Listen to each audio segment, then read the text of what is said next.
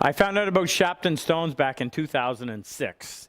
Heard the presentation, bought them, tried them for that summer, and thought at the end of it, this is the best sharpening system I've ever had. Why? Because they give you the best edge in the shortest period of time, and as a bonus, they're hard, about twice as hard as a water stone, which means you get twice the use between flattenings. Now, they come in several sizes. The 500 and the 1000, you can use either of these two in the initial sharpening process. The 4, the 6, and the 8, or any combination, can be used when you're preparing the backs of a chisel. Going from the coarse to the fine, you need an in-between step, and you can choose it from here. And then finishing stone, you either use 16 or 30. This is going to give you the optimum, but as far as the best value, I would recommend the 16. And here's how they make them. The adhesive is the white, attached to a piece of float glass. The greatest thing about this is you get to use all of the abrasive. Other stones that are all abrasive, you get down to a certain thickness and the stone breaks. This way, because of the glass, it keeps it flat, and you can wear the stone right to the glass, so you get 100% use out of it. Great value, great product. It's been my go-to for the last 14 years, and I can see it being the next 14 years. Fantastic stones. Don't scrimp on your sharpening. It dictates how well your edge tools are going to work.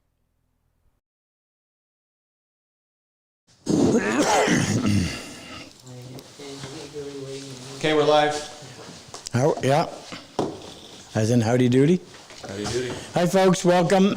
I long since lost what number we're on, so we won't even bother trying to guess it. We're on episode 8 of the Angie's Bed Desk. Are we keeping track?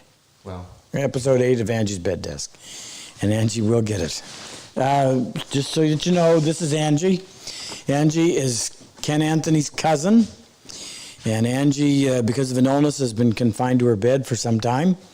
But she's a big fan of what we do, so we made her part of our team. In fact, if you go on our site, RobCosman.com, and go under what? Meet our team. Meet our team, you'll see Angie on there. So she and her sister Lynn package up all the t-shirts. And you'll see a little sticker on there with an A on it. That seal of approval, that's Angie's A. First note I wanted to tell you. Second is, if you're a combat wounded vet, I'll say this several times tonight, that has been to one of our classes as one of our, I'll turn that off, as one of our, what do we call? Scholarship vets. Would you kindly state that, say hello, make sure you say vet from class number, whatever, and I'll give you a shout out. Love to acknowledge your service, especially this first class after Memorial Day that we had. Third thing is, I want to give you so Ken and I have been, I'll say that in a little bit in a minute. Let me go back to this. First of all, I will read you this. I got this from Jeff Dutton. Jeff sent me this beautiful Purple Heart pen. And, I guess it was just personal stuff in there, but thank you very much, Jeff. Appreciate that. A little bit of sunlight, and that'll get nice and purpled up, if that's a word. Now, something else came in the mail today. Got this huge box, massive box, and it was light. And I said, what is in this? And this came from Keith Cole of Battle Creek, Michigan. And I think this is cool. This is a shaker oval box that he made. It's a number 8. Massive. I could put one of my kids in there. So this is the way shakers made their boxes. If you've never seen it, these fingers are cut. It's a piece of cherry that would, in this case, would be about 1/8 of an inch thick, soaked in hot water so that it will bend. The lignin, that natural glue that holds wood fiber together, softens up, makes it somewhat pliable, wrapped around a form and held in place. And then as it dries and the lignin cools down, it goes back, it holds its form. And then tapered on the inside so you get a little less bulky joint. And the little fingers, now they were called swallowtails, and I don't quite remember why, whether it had something to do with splitting or what. It wouldn't have anything to do with expansion because the entire piece is going to expand and contract. And these little copper pins are how they held it together. And there's a machine, there's a guy he may be in Michigan, that actually continues to, has a machine that makes these tacks, and it dates back to, I may actually date back to shaker days, and it's still working. So the lid is bird's eye maple. It has a lift out tray, isn't that cool? Done the same way. And there, in there, I could keep all my money and all my bedding and still have room. Put that back on. And it smells fresh.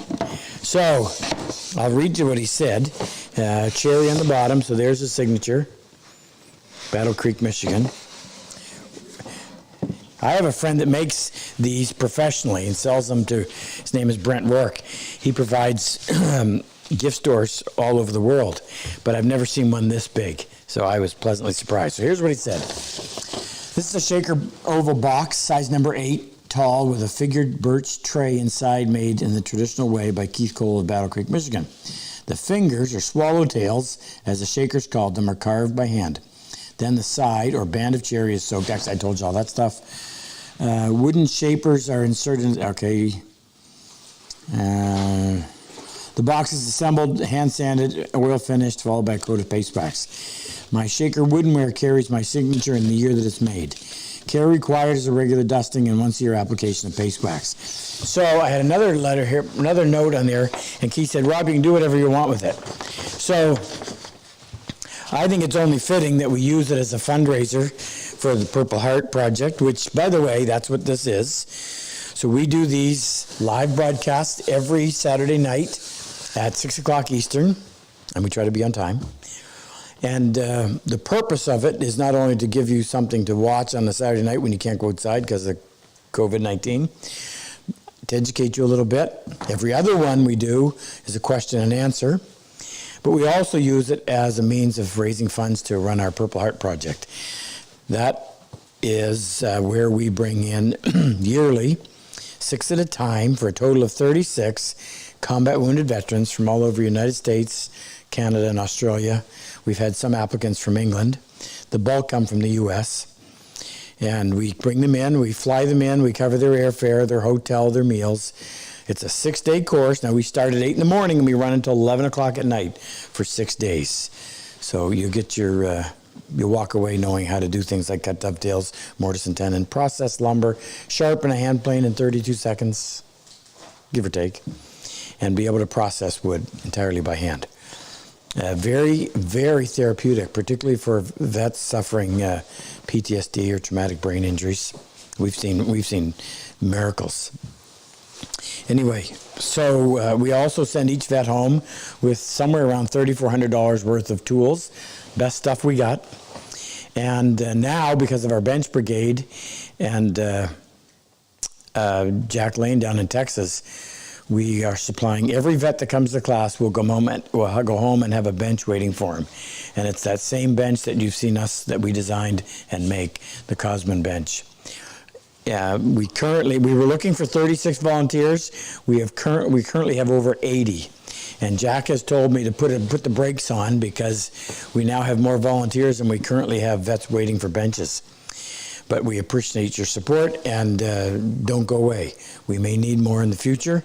He also suggested if you still want to participate, you can help by donating for the cost of the vise and the bench dog. So the way the program works is the volunteer agrees to procure the materials. Jack has a great idea. He says, go to your local supplier and tell them what you're doing, and they may want to participate by donating. So the local volunteer procures the materials, builds the bench. We provide him with the plans and the video.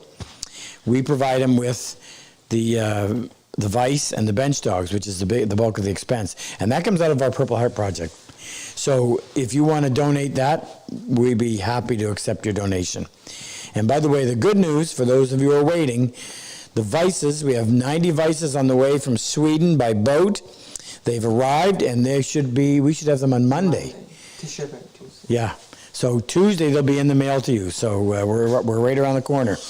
Now tonight, we've been doing this for a while. So we get one of our combat wounded vets from a previous class to introduce the program, the Purple Heart program, from their perspective. I thought, what better way to let you people who are supporting us know what this does for these guys than to let them come on and be the one to tell you. And I'm excited because tonight we have Chris, as Super Dave calls him, Chris Too Far. Chris is in North Carolina, South Carolina, North Carolina, and Chris was the first vet to receive a bench, so he'll probably mention that in his words. In about an hour's time, we're going to bring him on, and you'll get to hear him firsthand.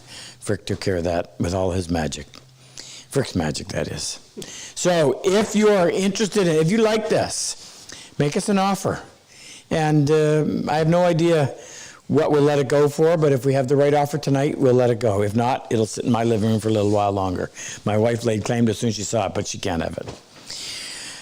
Something else I want to tell you, just bring you up to date on this, because I think this is unique. So we did this a long time ago, and we started it again a little over a year ago. Anybody that would place an order with us, I thought, well, what better way to say thank you than a little taste of Canada?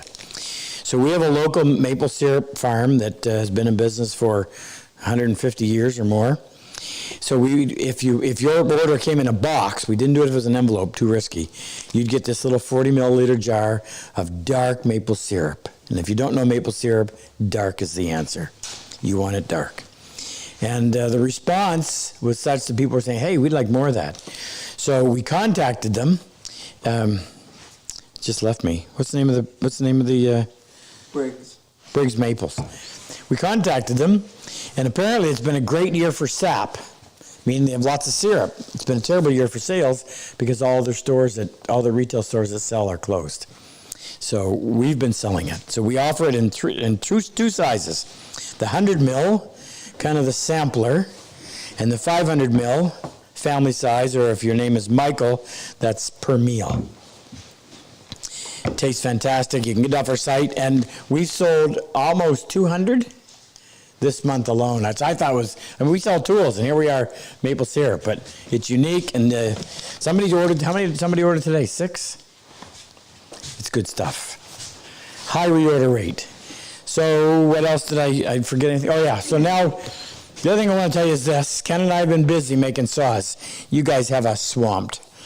We used to sell, in recent memory, which might be 3 or 4 years ago, we were selling 4 or 5 saws a month. And now we're selling sometimes 8 to 10 a day. So Ken and I are working overtime making saws. And occasionally, I make a mistake, but I blame Ken. So we have 4 saws. These are seconds. Now, they're only seconds because somebody got the brass on the wrong way, so the engraving is on the opposite side, or there's a hairline crack on the surface of the handle. Doesn't hurt it. It's a brand new saw, but can't go first class, right? So we have 2 dovetail and 2 crosscut, joinery crosscut. They're listed on the site for $200 instead of $250, so $50 off, and they go to the first 4 people that say, I want them, and they don't last long. So if you're thinking about it, don't think too long. Okay, before we start on tonight, I want to show you what we're doing here. So if you don't know, we have an online workshop. The online workshop is where we provide 3 45-minute sequential episodes every week. We do it 52, well, not quite 52. We have to take some time off, and we do teach the classes to the Purple Heart Project classes. But we started back in 2011, so there's somewhere around 2,500 episodes on there. And we're in the process of doing a better job of advertising this.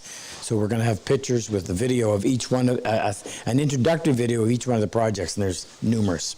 This is the current one. This is a standing desk. Now it's almost done, but it's disassembled right now because here's what happened. If you come over here,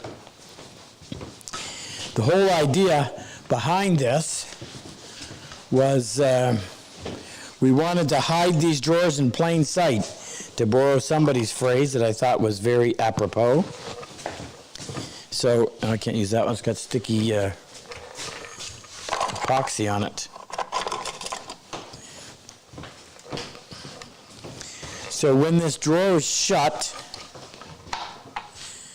it's got a little brass drawer stop in there.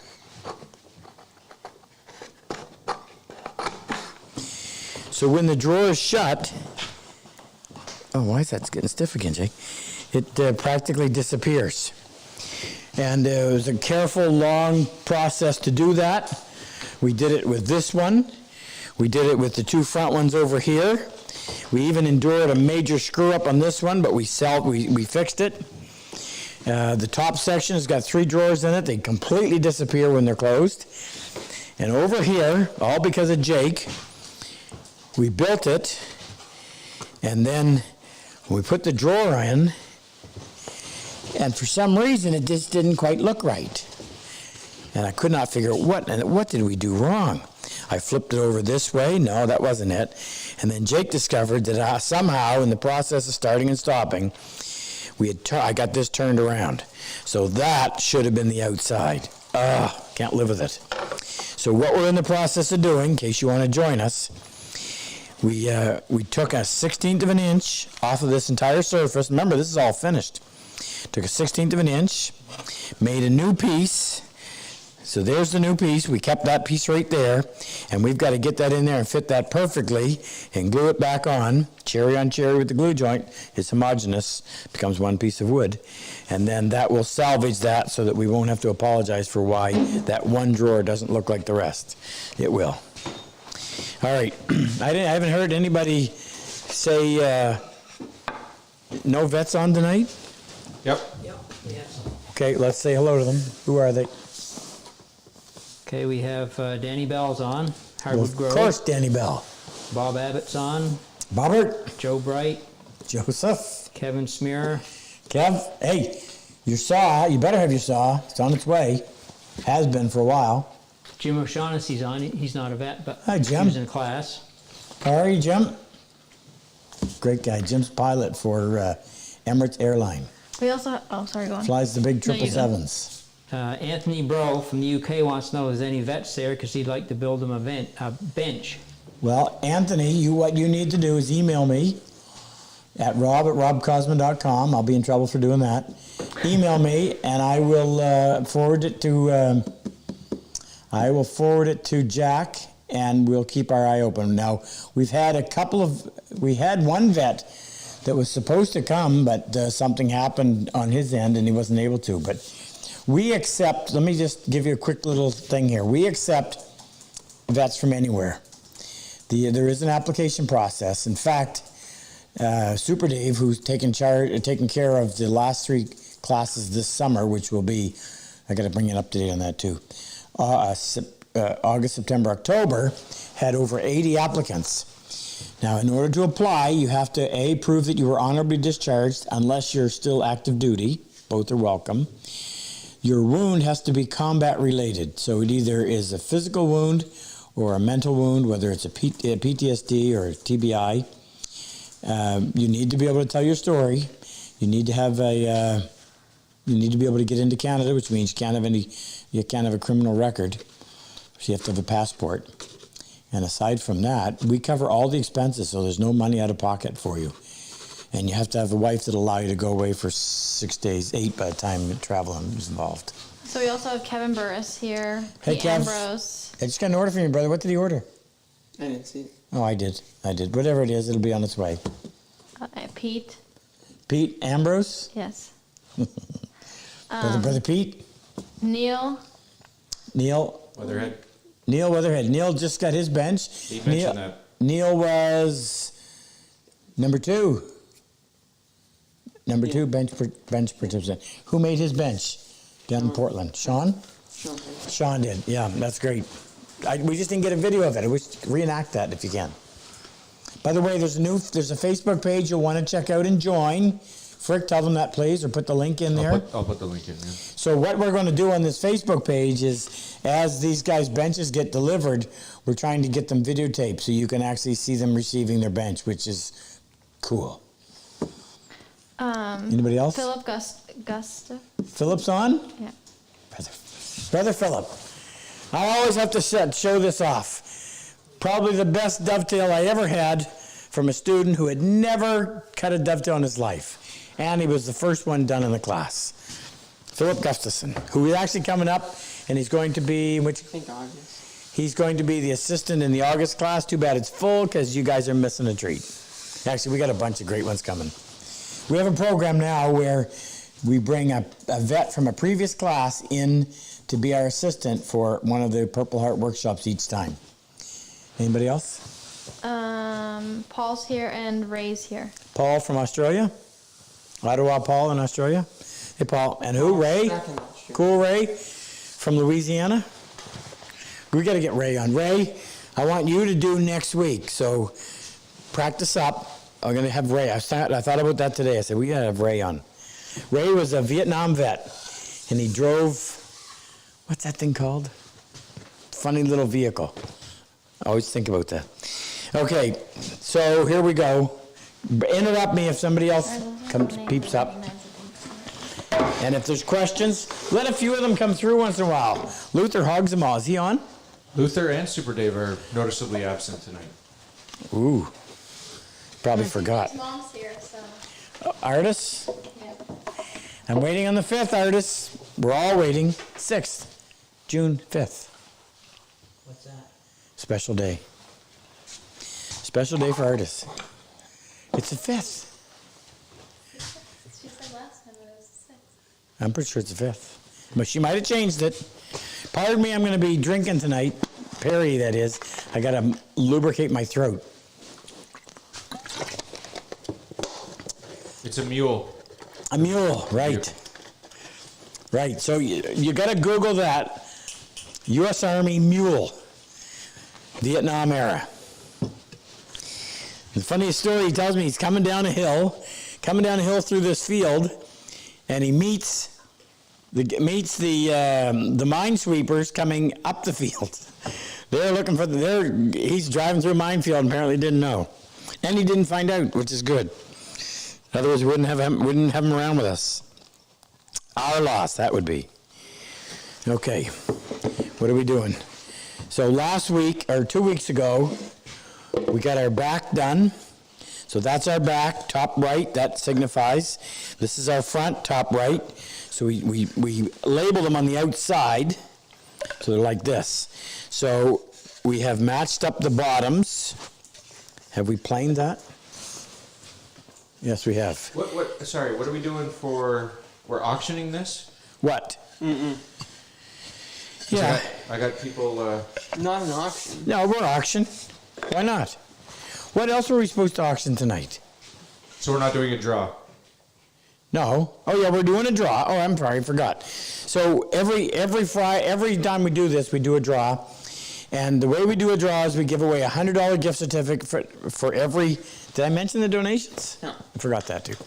Yeah, so if you want to donate to help, if you want to contribute, I like that word better, to the Purple Heart Project, the cost to bring in a vet, total cost, is actually a little over $3,500. We've pegged it at $3,500. That covers everything, almost. But if you go on our site, RobCosman.com, under the Purple Heart, how can I help? There's a whole series of different levels of participation if you want to donate. Do it through our site, please.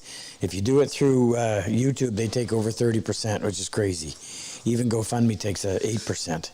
This way, we lose the minimal amount. So at every $1,000 increment, we add another gift to the draw. At the end of the night, there's a link on there. We'll draw for a $100 gift certificate, one per every $1,000 donated. And we cover that. That's not something that comes out of the Purple Heart donations. You said something that I was, so this, just if you're interested in this, make your offer. And if it tickles our fancy, we'll say, yeah, okay. Danny's got the highest bid already. Danny who? Danny Bell, $250. Danny Bell. Also, Gary Burnett is Make here. your own. What? Gary Burnett. Hi, Gary. Gary just bought something too. Also, it's June 6th. I just wanted to. Oh. I just wanted to rub it in. So it that I was changed. right. Just get her to verify that it changed. It was the 5th, and it was changed to the 6th. Well, it's just between her and I. I care. I care that I was right. I care that the date was changed, and that I was originally right. All right, so I'm going to use my little, my special little blade that does not have a back bevel. And what we need to do right now is I need to make the front. Oh, I already did that. I'm gonna get caught up. This is hard going 2 weeks without working on it. So now what we're ready to do is actually saw it and then plane it. I could go over and saw it on the table saw, but I love my crosscut saw. Did I ever say that before? More than I love my table saw. So I'm going to go in, and if Jake wants to get in close, you'll be able to see. This needs to be precise because when I'm done, the front and the back have to be absolutely identical lengthwise. When the bottoms are lined up, the two ends must be flush. So there's my line, and I'll go in and just make, oh yeah, that was, No. is This one's bad. this, well, This one's bad. actually it's not. It can be, see that? I was letting it follow it, so I just gotta hold it in the other direction. Gotta get the light just right so I can see that. Now this is pine, so it's easy to saw, so. Oh, I didn't need to be that far away. Like I said, it'll cut fast.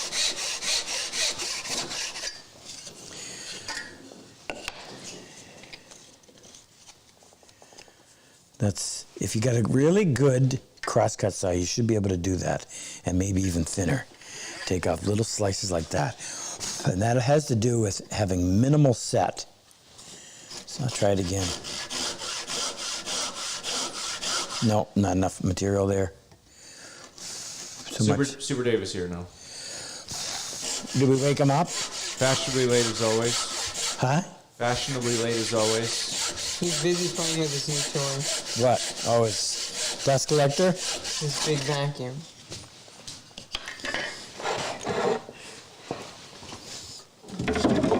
Is Barb on tonight? Barb Hendricks? Barb just announced her retirement. Woodcraft will never be the same, and I know we'll never be the same. She's retiring on the 5th. Special shout out to Barb. I'm sure that was probably the 6th, and then it got moved to the 5th. True. I know, I have my dates down. Okay. Now, I like to be able to see. So, I'm going to wear this. First thing I need to do, since I got to be able to, when I'm planing, I want to have that line on the top side, but I've got to cut my little chamfer, so I'm going to go in here, put the, so what I did is I just carried that little notch around to here, so I could flip this over and cut my chamfer on the back side. But I also want to check and make sure that my square, pardon me, my plane is cutting square. That looks good. And but I'll do this until I get to that line.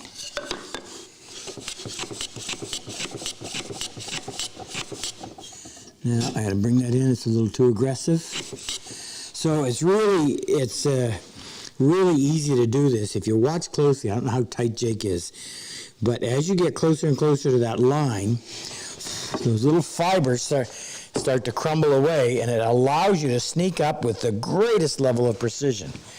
Now, I got to do a little bit of maintenance on my shooting board here. I've got a buildup of crap. So I just go in there with the square edge of something. It's probably just a combination of wax and dust, but I don't want it getting in my way. Okay, so you see the little crumbly stuff? Can you see it, Jake? Mm-hmm. And that shows me exactly where my severed line is. Now, if you look at that real close, what can you tell? Well, I can't hear you. So you can tell that it's not a perfectly square setup. That's okay. It doesn't have to be. It just has to match that opening. So what I need to do, since I'm closer to the line here than I am back here, I've got to pull this away a little bit. And the nice thing about having it out of square in this direction is I can control it back here by just pulling it away and then still supported by the fence. It's when it has to go the other way and you've got to do it this way that you got to go in there with shims.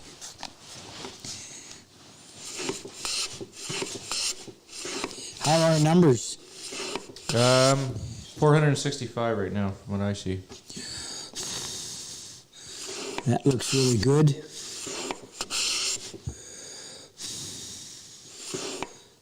Okay, so Jake, hone in on there. You see how nice and tight that looks? So I'm right up against the line. You see over here, back on this side, I'm not touching the fence, so I've had to pull that away to copy that angle exactly the way I want. But it's easy because when I'm doing it, I'm holding my finger is against the end of the fence and the board, so it gives me something. I'm not just holding it like this. I've actually got it anchored. That's the word I was looking for. All right, let's flip that around. Now on this one, this is going to be the exact opposite because, well, no, I'm sorry, I don't mean to say that. Back that up. I've got to do the same thing here.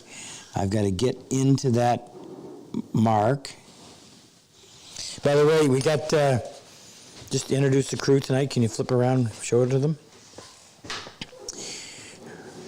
We have Megan. We've got Ken back, Frick behind the camera, and Rex in the back. Jake's behind holding the camera, and yours truly is in front of it. Who's got the best face in here for radio? Me? Oh, shoot. I didn't want to go the question. You have to put a camera on. I have my own camera. What? I have my own camera. You're the one that said me. Yes, I spoke too soon. Sorry.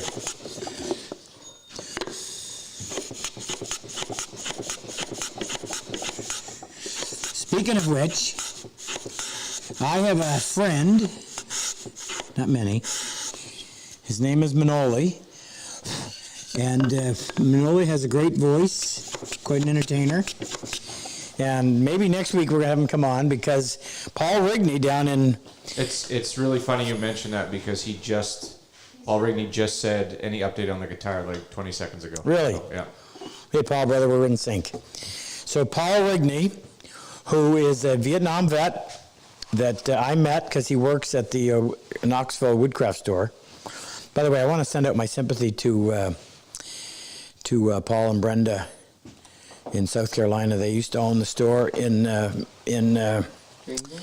Greenville, South Carolina. Their daughter died this week, and that's where George is not on tonight because he's gone to the memorial. Tough for parents to have to go through something like that. What was I saying? Oh, Paul. So I met Paul. Paul's a Vietnam vet, and he's also a luthier. So he and the East Tennessee Luthiers Guild built a guitar, and they donated it to us to auction off to raise funds for the Purple Heart Project. So if you go and search in my YouTube, you'll find where I had Manoli in here one time singing with it. But he's going to come back on and do some original work, give you a little musical interlude while we're working, and hopefully that'll happen next Saturday night. And he's got a great voice and is a great songwriter and the whole bit. In fact, when we did play, we had lots of comments about that when we released that YouTube. Should you not have the bottom against the fence? No. Why? Well, why? You tell him. I'm pretending you're the audience. Usually, you're supposed to you reference everything off of the bottom, but this you're just trying to get that Right. down to the This is not necessarily a square corner. I have to get to the line, so that's why it doesn't matter in this case. Now, that one gets pulled out the same way. well, but look, it's kind of odd, and maybe I pushed too hard when I marked it. I'm going to check it. Right. It's getting really tight here, it's getting really tight here, but it's away there, so that doesn't make any sense. So I'm going to take this and put it against. I like referencing this against my number 8 because I know the surface to be true. So always make sure you always reference off the bottom, and I always draw on the back side because it can be eliminated when you clean it up, and I always reference on the front side, on the drawer front, because that too is going to get cleaned off. So just so you know, we had a very generous donation from Matthew Carter. He donated a full scholarship. Who did that? Matthew Carter. Let me see. Matthew, thank you. Thank you. Awesome. So now we're drawing, how many, Megan? How many $100 gift certificates are we drawing for now? We also had a $500 donation earlier, so Who from? Can we say? Larry Bohmler? Bohmler? Do I have to say it slow like that? Larry I'm terrible. I'm Bowman? terrible at names. Yes, you are. I am. So, if you're a MASH fan, do you remember the time when Radar was writing to his mother and he says, Mom, I'm writing this letter slowly because I know you don't read very fast. It kind of fits in. Thank you, Larry. So where are we, Megan? It's Bohmler. Bohmler? Bohmler. Bohmler. Where are we in terms of how many? Almost to 5. So there'll be at least five $100 gift certificates drawn for tonight. Don't forget to sign up for it. They have to do that, right, Frick? Yes, I'll post the link And I for the forgot to time. mention, we've been selling a ton of them. These are our new t-shirts. Jake and Frick. No, who did this? Mostly Jake. Mostly Jake. Lies. Increased the size of the logo so it would be more prevalent. Hey, that wasn't a... Whose idea was that, though, in the first place? Whose was that? Actually, it was Jake's idea to increase the logo, and then I designed the back. Funny No, Jake's but who idea. moved the writing over? Oh, I did. So I did it by accident, actually. I didn't know what side it was on. I'm Frick, don't you know when to just be quiet? just trying to be humble here. Remember, you got the face for radio. So anyway, so we put the lettering over here to make it a little easier to read. So this is our new one. Wood for Good. You'll notice that font from MASH. Can't tell I'm a MASH fan. Always have been. So Wood Doing Good. That's Michaela, my niece, who came up with that one. Wood is Good. That's Kramer. And Wood for Good. That was my idea. What is good, Jerry? Jerry? Wood, Jerry. Wood. Wood is good. Oh, I thought it was. Oh, Jerry. Okay. He was talking. Sorry. I'm sure Jerry would want that credit.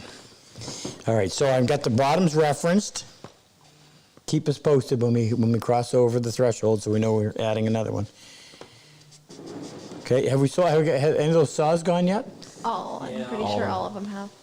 Oh. You have to screw Ken, you're going to have to screw up some more. I thought you screwed them up. I was trying to give you some credit. You'll need to be blamed for screwing up more. Okay, so it's flush over here.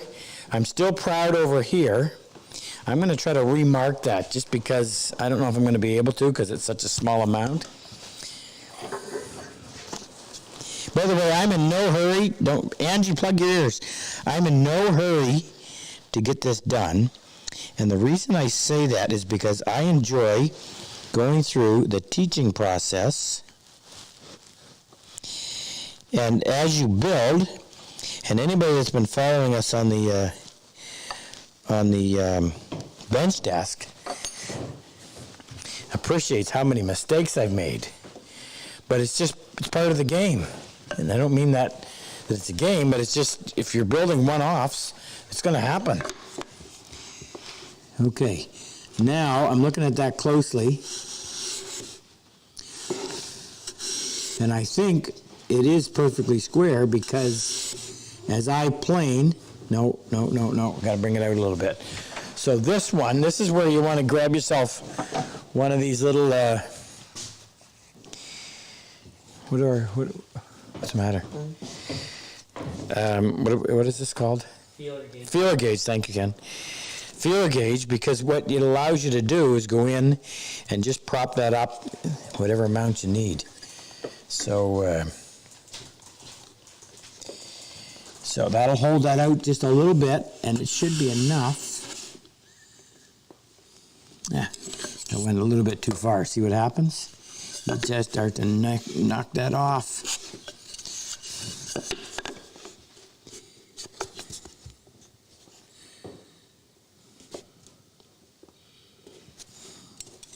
I'm going to go a little bit more. I also want to mention, we brought on, we've been really busy, and we've got some new folks working with us. I introduced you to, last week, I told you about Mark Smith. And Mark is he is an engineer at the Canadian Army. He's on tonight, too. Mark is supposed to be here. He chose lobster over this. Can you believe it? I can't either. Anyways, Mark's been great. And Mark, fantastic having you here. Absolutely fantastic. And I have the next 3 years planned out for what you're going to be doing, so I hope you're comfortable. We also have a friend of Ken's. His name is Dave. Because apparently, that's the only name we know. Yes, Dave. And we have an age limit here. You can't be younger than 65. Mark was the exception. Dave works 2 days a week. Ken's training him, doing everything. Ken's training. We have work Dave 3 days a Tennant. week. Dave Tennant's a friend of mine from British Columbia that moved to the, what shore? The southwestern shore of Nova Scotia, near Digby. And Dave's an excellent craftsman. So Dave is now making some of the stuff that I'm just overloaded on. And I got a good friend, Rex Birmingham, that I named my son Rex after, in Utah. Rex is a professional turner, and Rex is now doing some turning for us. And I've got Loren and Annika, who are living in Calgary, who you've been hearing from, because if you place an order from us, somebody calls and thanks you. And I do the first call. Loren or Annika do the 2nd, 3rd, 4th, 10th, 20th, and more. So it's been a busy time. All right, these two should be ready to go. We'll check them again, make sure there's no debris. Put that in position. Is Luther answering all the questions? Luther's not here at all. No, he's not. So who's answering the questions? There hasn't been too many, honestly. What are they? A lot of questions about products and orders, which Megan is handling. Okay. They're wondering why we can't figure out if the mic is causing the hoarseness or in your voice, or if it's you. Scovey. Yeah. Well, my wife had me on some hocus pocus stuff. And of course, as soon as it started to work, I forgot to continue taking it. So then this hoarseness came back.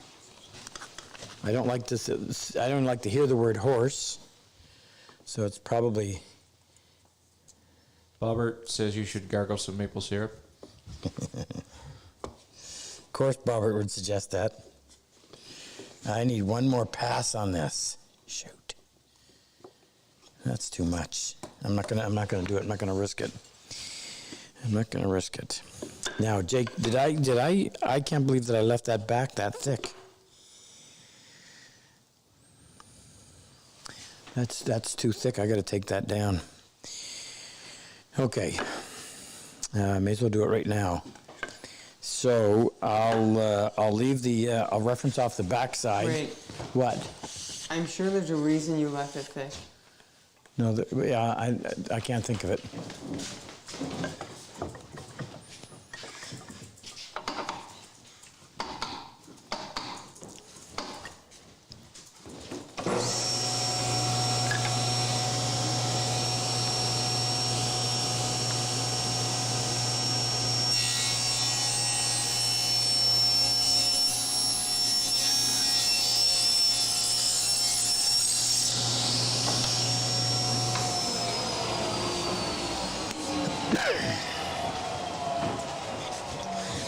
Some species of pine, the dust is just a killer, and that's it. If I don't have the dust collector on, it chokes me up. Barb Hendricks is on, by the way, you were wondering earlier. Hi, Barb. That offer still stands. Move to New Brunswick, bring the grandkids up. We'll give you your own office.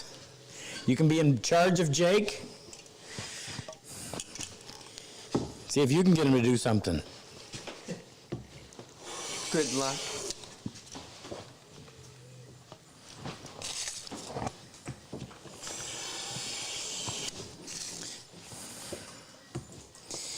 Barb's husband was Vietnam era. He was in the Navy.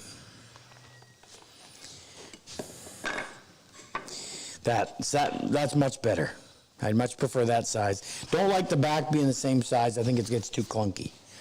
Okay, so now, this is a little bit different. Like I said, I've never done a side hung before. Normally we would go in and we would fit that opening, but we don't have to do that now because it's not running off of the bottom. So all we're going to do is straighten the edge. We're going to cut 2 pieces. We want them to be the same width as the back and the front are. Now I think that's short enough that I can do it with this shooting board. What do we want for thickness, Jake? This is where we're gonna be cutting into the side.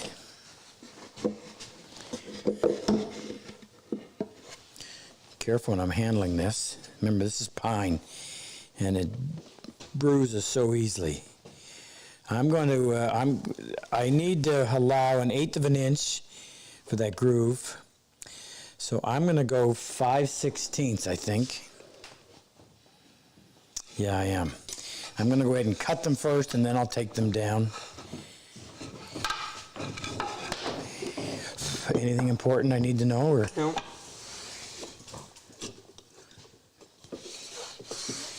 Any more vets? Ken? Are we only announcing the vets that were in the classes? Yes. If you're a combat wounded vet that has been in one of our classes, What is that? Snap it. at the end? I don't know, but I'm going to stay away from that. I think I want to. Yeah. Okay, so what is our? It's 2 inches right on. Ken, any more combat wounded vets? Any previous class members? So if you're just tuning in, if you're one of the scholarship vets that has been in any one of our 13 classes, and you're on there tonight, please let us know. Make mention of the class that you were in. Love to give you a shout out.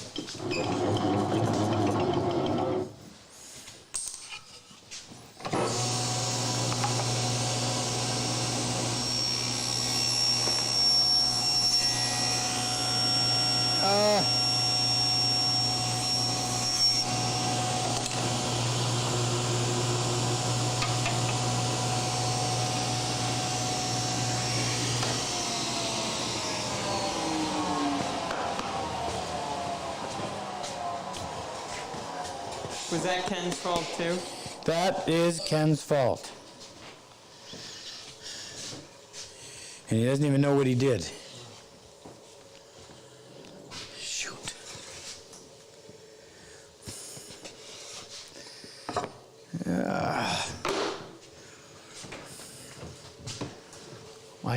I don't know why. I wasn't paying attention. Or I didn't reset the fence after I took that off. So now I need some, or should we be doing it should we be doing the sides out of something different? What would Angie Well- like?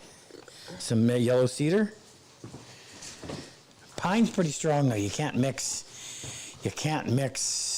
cedar and pine. You'd end up not knowing what you're smelling. So, What have you used? what if I use what? I've got that piece right here that we had last time.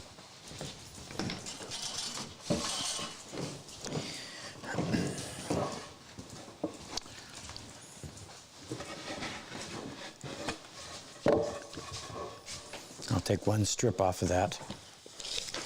These need to be 8.5, 17 inches. So I'll take a 2-inch strip off of that.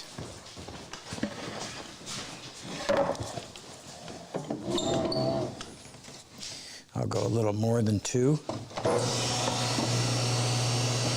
I don't like that. I got to.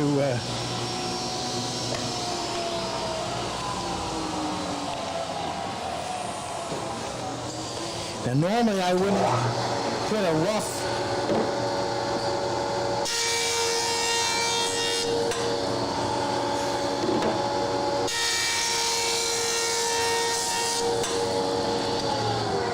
Normally I wouldn't put a rough surface against the fence to joint, but I don't want to process the whole thing. I just want to take the piece off that I need. I didn't want that edge to be straight.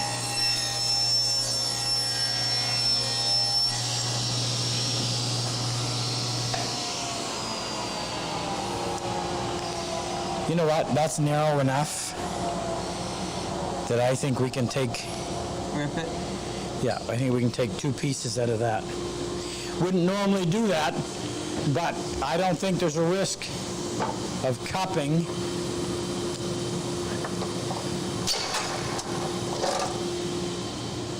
That's why I don't know why that thing trips every time. I shouldn't say every time, but frequently. Ken, if you get a second, will you go reset that breaker? Chop saw. It just tripped. It's probably why we shouldn't have let Dave, Super Dave, fiddle Did the wiring? Okay, so I was just about to say, let me cut this. I was just about to say, and no, I haven't got my bench crosscut saw made yet, that I thought, you know what, we could get away with cutting one piece and ripping it down the middle to make the 2 dovetails, which actually would have been fun because then we could have actually cut the dovetails on both ends and then split it. Normally, the problem is that you're going to have cupping, but on a narrow piece like that, cupping's not an issue. Ken? No, I'm going to the joiner. However, I'm afraid of bowing like this. And since this drawer is going to be side hung, it's really important that drawer side stay nice and straight. So instead of risking it, Won't the drawer bottom keep it from doing that? Well, the drawer bottom could keep it from coming in, but it won't keep it from going out. So rather than risk it, I'll take the center section right out of there. Now that's a lot of pitch, but... You're not going to wind up there anyway. What did I just say that was? 8.5? 17. I'm looking for a pencil. Pardon me while I grab a mouthful of wood.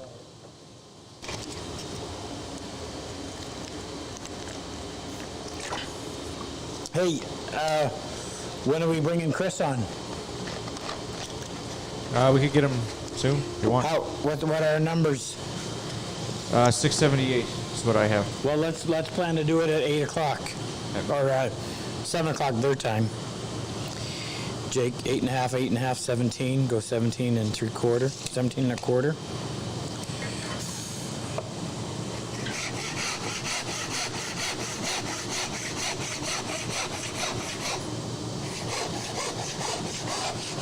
I got a question. Yeah. This one comes from Mike Campbell. He says, is Rob planning to address the knife edge where the drawer meets the top? Just wondering, seems like it would be a hand scraper. It wouldn't last long as is. Sorry if it's been Where already the addressed. drawer meets the top, right here. Well, the good news is, yeah, we got to do something with it. It is a knife edge. We got to do something with it. Wait till we get there. What I wanted to tell you that I forgot about was we've moved our May class, which was first week of May. We moved it to August. End of August. End of August. Our June class, we moved to Early October. The international border is closed until the 21st of June, at which point they'll either open it or extend it. On that day, we have to make our decision on the July class because we have to get tickets for the vets. And it looks like if it doesn't go, we'll put the July class in early November. So July class is still hold on. August, September, and October are still still a go. And if you want a quick little update on New Brunswick, we have not had a single COVID-19 related deaths. We didn't have anybody we didn't even have anybody with the disease for how long, Frick? It was over 2 weeks. Over 2 weeks, and then we had a doctor in the northern part of the province who was away visiting Quebec, apparently with undisclosed reason, brought the illness back with him and has infected how many people? Well, he hasn't. Exposed. Came in contact with 150 people, and how many have tested positive? 8 now. 8. Still, so we've got He 8, didn't self-isolate. That was the 9 big. active cases in a province of 800,000 people. So it's All because of your responsibility. go. Pivots in the middle. It's going to be more accurate if we flip it over.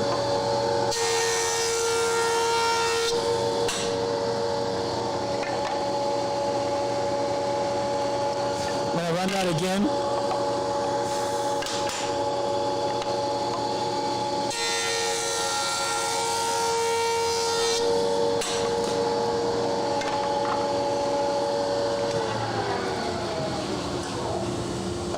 Thank you.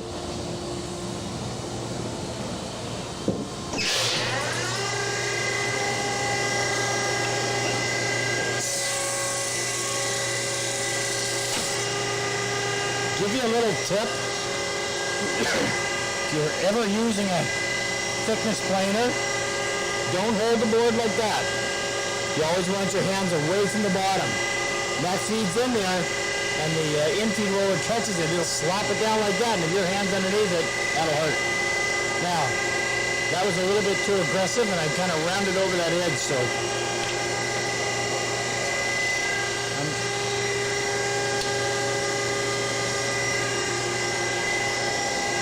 I'll run it through again.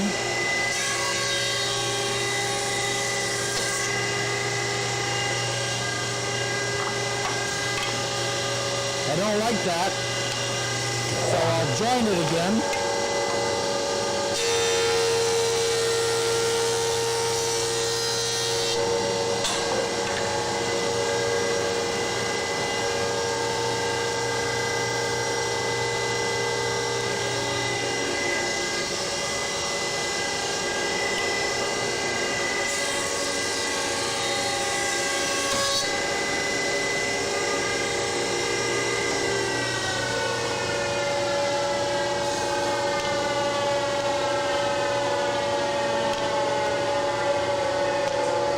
Almost deforms the wood. What?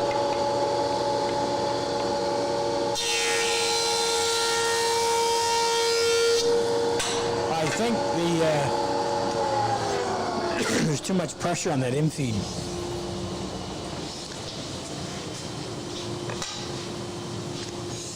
I'll process the rest of that by hand, or mostly. It's really imperative that these sides be nice and flat. Megan, are you letting me know every time we cross the 1,000 point threshold? Yeah, I've been answering questions, but I literally just added a month and we crossed the $5,000 threshold. We have or have not? Yes, we have. We have, so we're at 5? We're at 5,245. Okay, thank you. Thank you to everyone who has donated.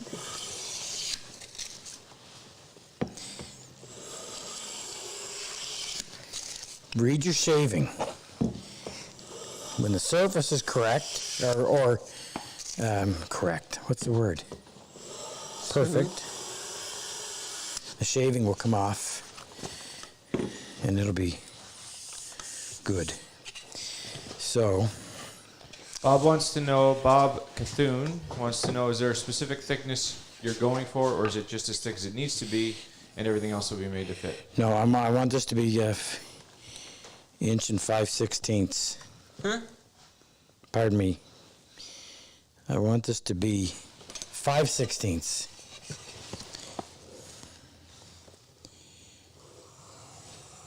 I've got it a little bit heavier than 5/16, and I haven't taken it down to width or to length. I'm just going to put this on as a reference.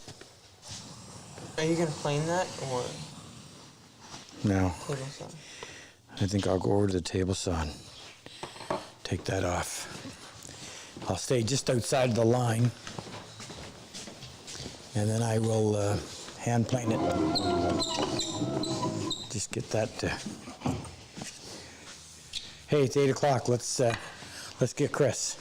All right, give me a second. Well, Dad, you keep working. Okay. Do that. I'll get Tell me as soon as you do.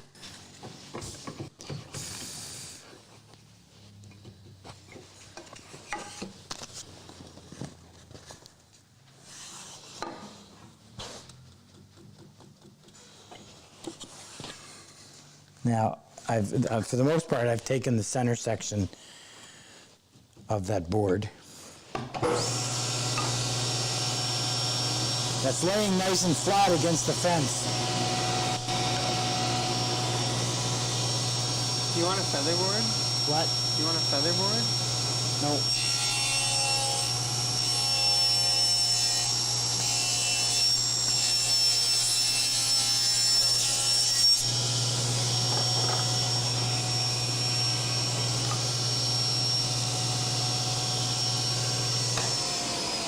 I just flipped it over to see if the blade had run out any. Now, I ran my marking gauge line all the way around. I'm just going to recheck it.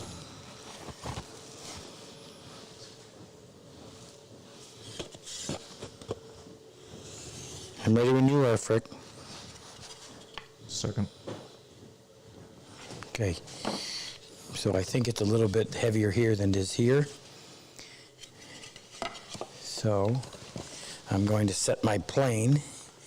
Actually, I got to verify that with the. All right, you may not be able to see it, but I can see my marking gauge line on that side. I can't see it on this side. So what I'll do is I'm going to run the plane so that the edge of the plane is flush with this board, the edge of the board, and that will preserve this low side, only taking material off of the high side. I'll do one more. Okay, now I'm going to put it in the middle.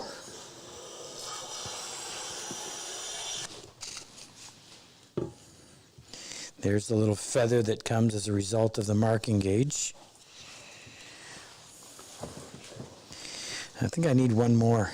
I didn't do enough. So again, I'm flush here. In case you don't understand this principle, the blade does not go all the way to both sides. So that means that if I'm planing with the edge of the plane flush with the edge of the board, then pencil. We're ready whenever you are. Okay, then my blade is starting to cut right here. So I'm not touching that outside edge, which happens to be low. So I'm cutting from here over to include that edge. And I need to do it one more time.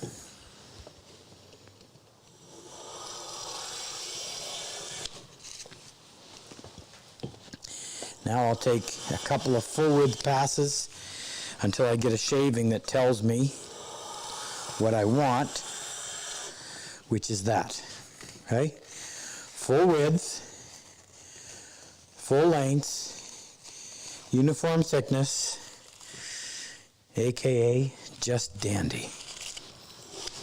Let's go talk to Chris. We'll come back. So, where are we, Frick? Right here. I can't help smiling. I always think of Super Dave's name for him as Chris Too Far. Christopher Cosman in North Carolina was in our class. What class were you in, Chris? Spring? May. Lord, you're gonna ask Yeah. my May. I can't remember the class. May. Oh, May 19th. May of last year. So I asked Chris to come on. I asked Chris to come on and from his perspective, just tell you if he enjoyed the class, what he got out of it, what woodworking does for him, and I particularly want him to talk to the combat wounded vets that will see this at some point, whether it's tonight or in the future, because these things are stored on YouTube, and just push them towards applying. Chris, it's all yours.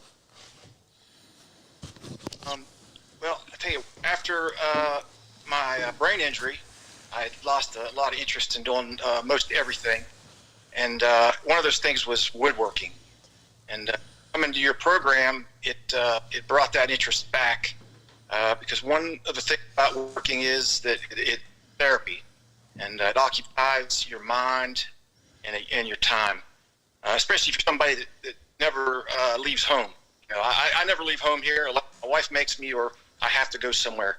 So woodworking, it takes up my time. That's the other thing that, because as I said, I don't leave home, is it got me away from the house. I hadn't been away from my house, or been away for several years after brain injury. So got me away, got me out of out of my comfort zone and that. So that was really good. Another thing was meeting a lot of great people. And it was just a good program and had a great time. And thank you, Rob, and everybody that helps you with it, and everybody that supports the program. Great. And the other thing is the bench. The bench I got it's an awesome bench.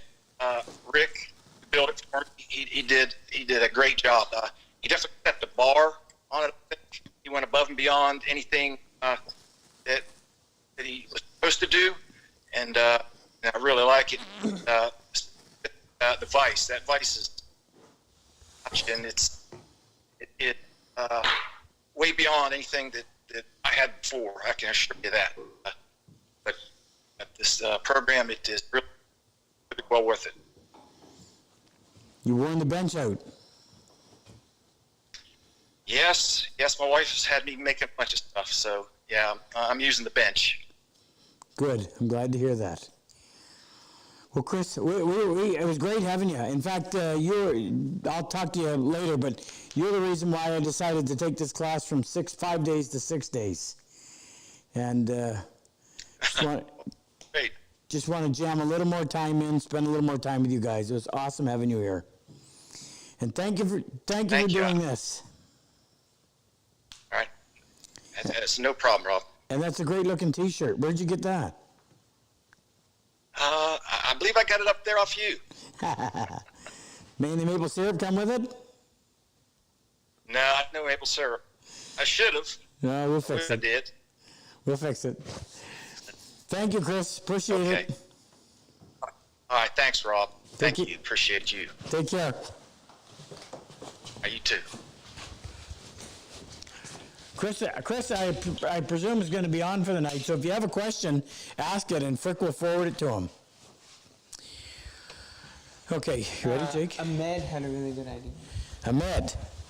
Ahmed's ideas are always good. What did he have? What was his idea? You should use the holly from the old drawer. Yeah, Ahmed, you're like 20 minutes too late with that idea. I'm going to go. He said you're fast enough and you could do it. Yeah, thanks for the compliment. I don't want to take that old drawer apart. I'm going to salvage it somehow. I don't know how, but I'm going to. This is a beautiful piece of pine. And it's nice and light. That's one of the things that I wanted. Now I'm going to take one more. I'm going to take one pass off of here and just clean this up. I need a little bit of wax.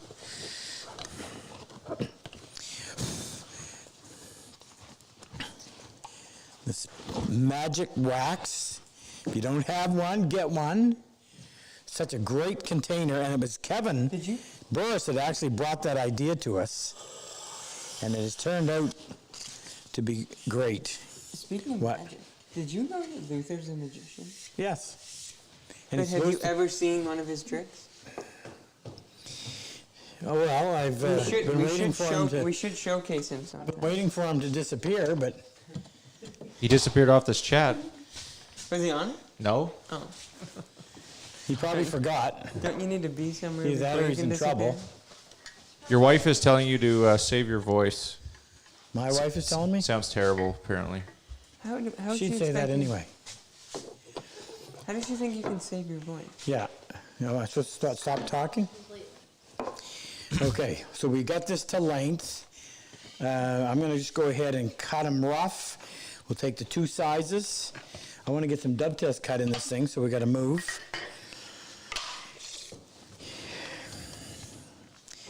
So I'm going to cut this in half. Half of 17 is 8.5. And I've got room for about 8 5/8. I'll double check it by going to the other side and do the same thing. It's right on. So we'll just give a line on there real quick. You know, it wouldn't be a bad idea, while it's all in one piece, to at least shoot the bottom edge. In fact, it would make a lot of sense. I keep thinking the old way. I keep thinking of the traditional way of doing a drawer, and you've got to treat each side independently. But this isn't the traditional way of doing it, so I'll straighten the edge, and then I'll go over to the table saw and rip this to widths. Got a question. Yeah. When processing rough cut lumber, should you first get close to size and then let stabilize for a time before planing to final size? That's a good question. So did Ken's got a microphone on, so they heard him? Yeah, they heard him. Okay. Yeah, Ken, read the question again. I want to make sure I'm answering it the way I... Okay, when processing rough cut lumber, should you first get close to size and then let stabilize for a time before planing to final size? So, that has multiple answers. If your lumber is dry and you're processing it from rough, because all of my lumber comes rough, then it shouldn't be an issue. We try to guarantee, or we try to get the most stable section. So if I was processing this like I just did, that's 4/4, so it's approximately an inch. If I need a 1/2 inch, my most stable 1/2 inch is going to be found right here. Wood has stress in it, so if you took all the material off one side, you're bound to have that thing go wonky on one way or the other. While there's no guarantee, your best bet is to take equal amounts of material off of the outside and use that center section. Under those circumstances, you can process it, take it right down to the finished dimension, and away you go. When I'm dealing with drawers, where stability of the wood is so critical to the long-term fit, then I would process heavy, let it sit, come back in and reprocess it a couple weeks later, and then hopefully everything is going to be hunky-dory. But that's why I say it has multiple answers. If it's the side of a carcass, then I would just process it into final dimensions at the same time I'm taking it from rough. If it's a critical component on something that's going to have a precise fit like a drawer, then it's always best to go ahead, process it, get it close, let it sit, come back a few weeks later and finish it. And you want it to sit, and you want it to sit like that, or stickered, meaning allow air to move all the way around it, and let it sit in the same environment that it's going to be used in. So, and it's not a bad idea too to have a couple extra pieces just in case it doesn't behave and you've got to, you may have to replace it. What am I doing with that? You're not. Huh? You're not. That's the back. This is the piece I want.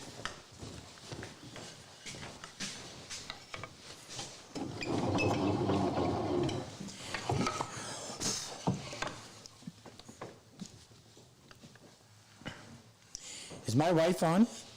Yeah, she's watching on Facebook. So ask her if she loves me. And if she does, to tell me on there. She wants you to end early. Of course. She wants me to come home? Well, I don't know what that. Just She's worried about what? Your voice. Oh. I got all week to recover.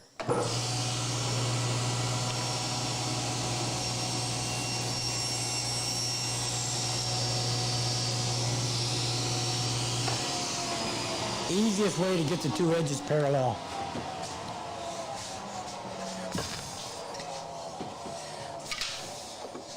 Now we'll just get rid of those saw marks.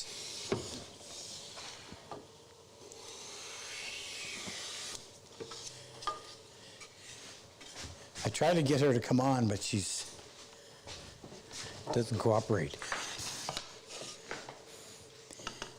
Split that. Actually, you know what? I think what I'll do is I'll just square up instead of doing this twice. We'll decide right now which is going to be the bottom. Really doesn't matter. Make a light mark on both. The X will be the bottom. So we'll square up both ends and then cut in the middle.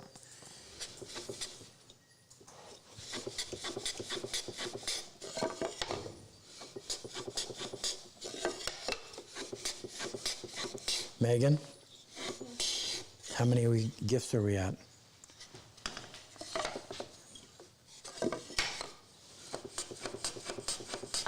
55. 6.5 or 5.5? 5.5. So the next increment is 6.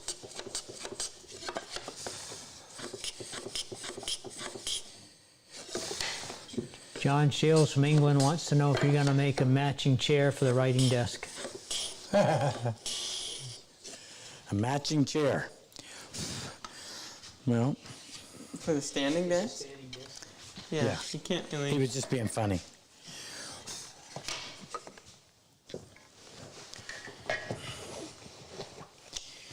Let's check my numbers. It's 8 5/8. 8 5/8. So I'm going to cut the line, literally.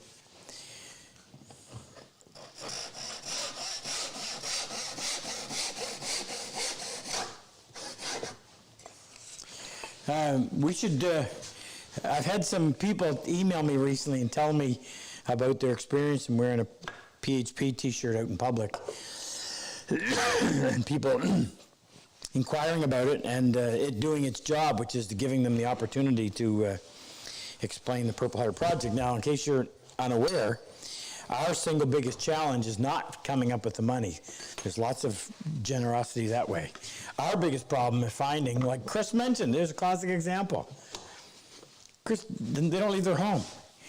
And I don't understand this, and most people don't. You have to be in their shoes to understand it, and it's very real.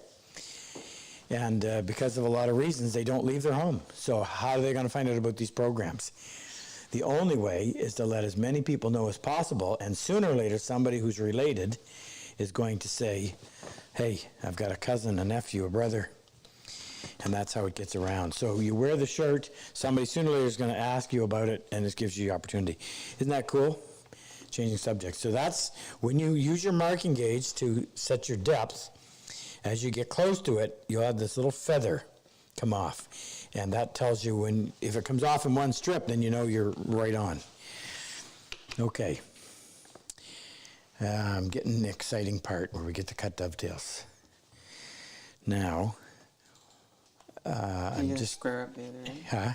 I'm going to use the back as a stop. Yeah, I am going to square the other end. I'm just trying to decide our lengths.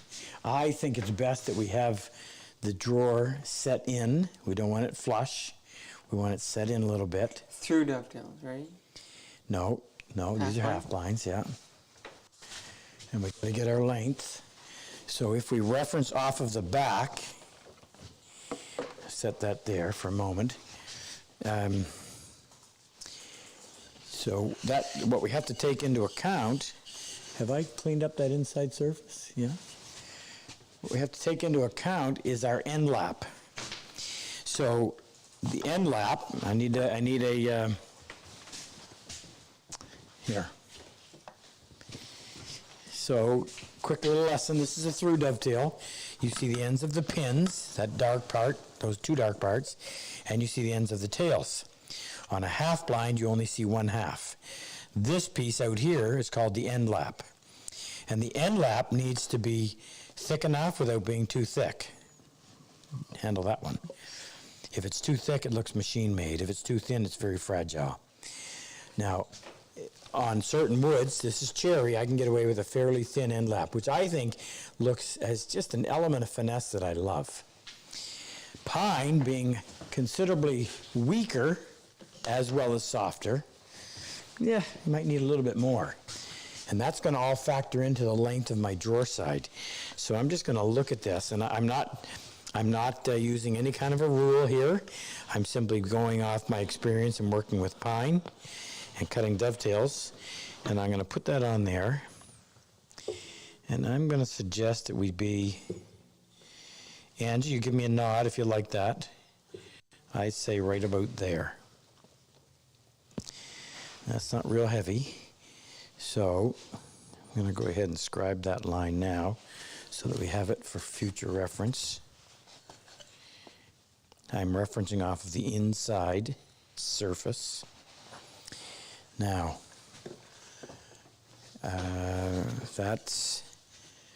that means,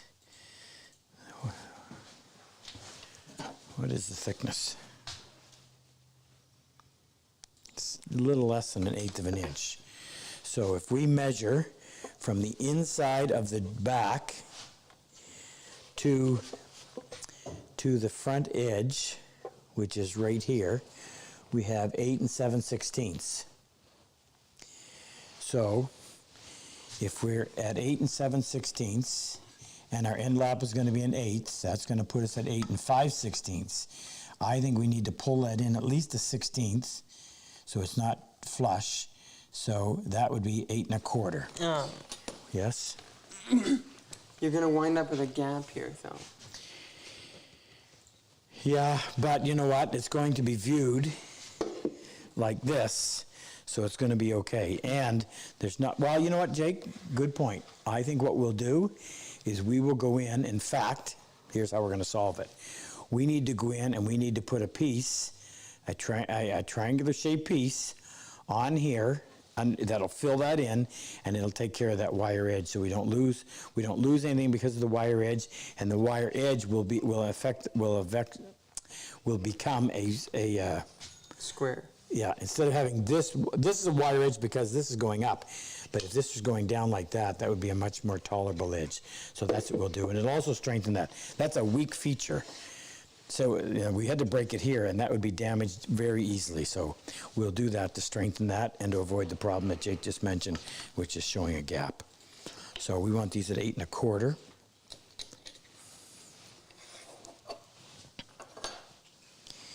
That's our clean end.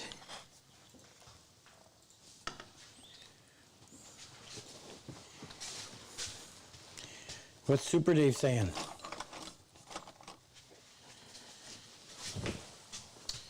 He's socializing. He's socializing? Yeah. Saying hi to Felix because Danny said to tell you that the girls said hello. That Mila, Hi, girls. and What about Stinker? he is in Indiana. He is. Big road trip. And Felix is on his way to upstate New York.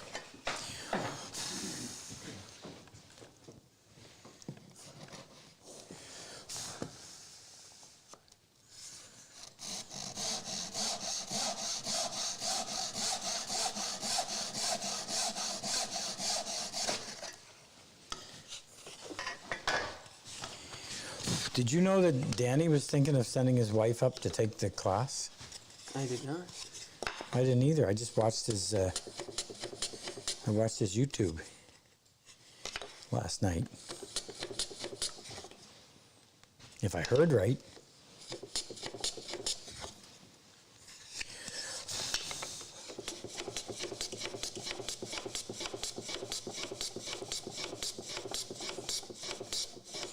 I hope his ego can handle being thrashed at Dovetails at home.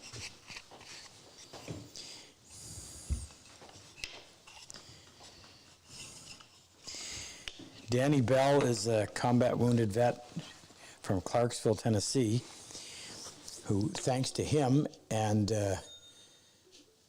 what he organized back in January when Super Dave and Jake and I went down and spent a day Did I take that much off? Spent a day doing a seminar for 32 combat wounded vets that he had sitting in a room. And 5 of those who applied to a Purple Heart project have been accepted in these classes that we're teaching.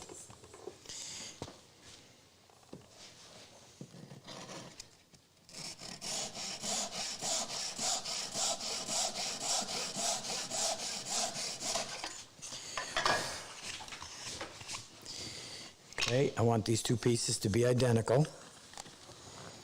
I absolutely love working with this pine. It is so warm to the touch. It's such a lovely wood. It's strong for its weight, but it's extremely soft. You have to be so careful with it.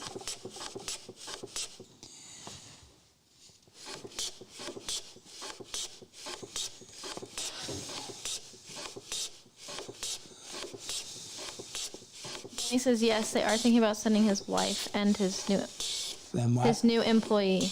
Oh, right, yeah, the young guy. And Super Dave said that well, they need to send his wife because at least one person at the hardwood grove needs to know how to cut a dovetail.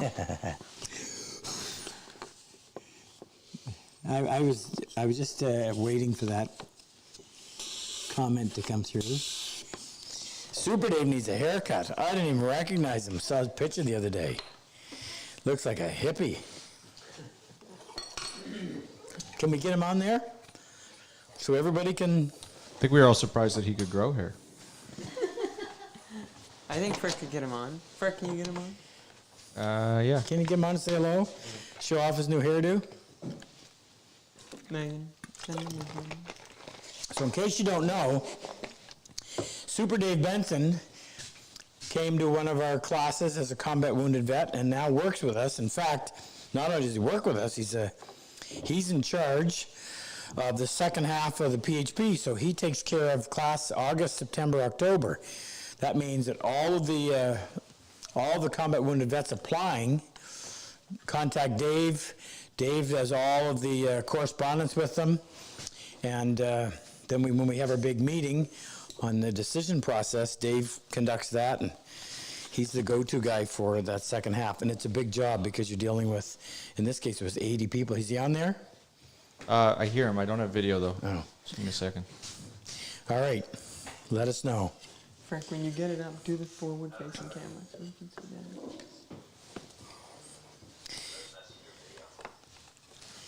that. All right. Top right back. Top right front. Now we need to label these. This is going to be my bottom. This is my bottom. So.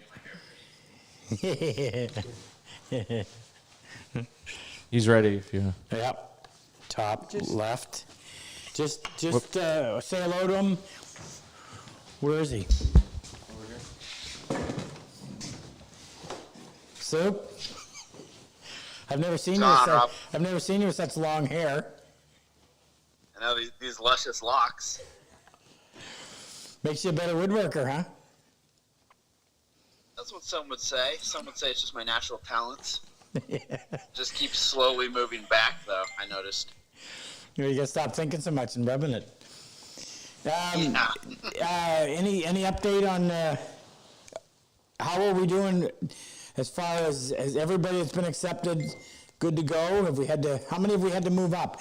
Yeah, actually, you know what, Dave, do me this favor. I want you to talk to the guys that applied but didn't get accepted and talk about how the alternate strategy works and what the situation is so they don't give up. Let's see, we've had, I think, 3 alternates give up. Or, sorry, not give up. We've had 3 alternates move up. So that means, how many did we select? 18? 18. And then we had a couple that, had issues where they had to reapply again next year. So we moved them up. But it's just, you know, every time if you don't get it the first time, reapply, because you never know who is going to be in that peer group that you're applying with. So it's important. Don't just give up because you didn't get it your first time. You know, reapply and try again. And Danny, how many times did Danny apply? How was it, 10 or 11, I think, he applied. Couldn't get rid of him. Yeah. I think it was 3. I think it was 3. Yeah, it was 3. So of the original 18 that we chose May 15th, we've already had 3 of them that had to drop out. I think there were some deployments involved. So we typically only have 1 alternate, and we've had to reach now down into 3 alternates. And we're still 3 months out, 4 or 5 months out in some of the classes, so it's bound to happen. So stay in touch. Yes, so apply. I'm just about to cut dovetails, Dave. Any advice? Make sure you keep your hand a little bit straight. I noticed we're kind of going to the left a little, but that's to be expected from an amateur. You know, stand behind the saw, use the wax. Jake's camera work. Rick, you may want to get with him on that. And how are the chickens? Good. They're out in their chicken sunbathing area right now. Social distancing? Social distancing. They Did you keep wanna at least say- 6 feet between egg lanes. Thanks, Dave. Yeah, good one. If you're looking for farm fresh eggs in northern New York, because of all this crap going on, Dave hasn't had his regular customers coming to pick up their eggs, so he's got a lot of fresh eggs. Danny wants to know why his hair is running away from his face. This could get out of control real quick. All right, so here we go. We've labeled this as top left. We've labeled that as top. I thought I did. You didn't. I was about to. Make sure that's the bottom. Top right. Okay. We've already got our marking gauge set for this. So that will then go all the way around this piece. This seems like a very nice opportunity to try out another saw. I'll try the little one, yeah. Is that what you're thinking? Yeah. Where is it? Oh, I have it here? Yeah. Okay, so by the way, when you're doing this, you want to, I don't want to go too deep on that outside because I don't like having marking gauge lines left in the work. The inside's a different story, but the outside, not good. Definitely on the top edge and on the bottom edge, you want that to be good and deep. Makes it so much easier to reference your saw. That's a critical cut because every time you open the drawer, the first thing you see is the joint between the side and the drawer front. And if there's a gap there, they won't look any further. I learned that from Super Dave. Right after I taught him how to cut dovetails, he told me about that. All right, now on the back, I'm going to use the same setting. On the back, we only scribe the outside and the inside face of the drawer sides. We don't cut off the top, we don't cut off the bottom. Same thing over on this side.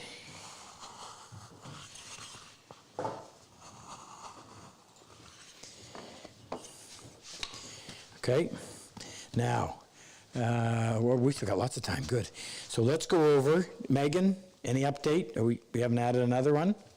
Okay, let's go over to the table saw. Why don't you do both methods? Pardon?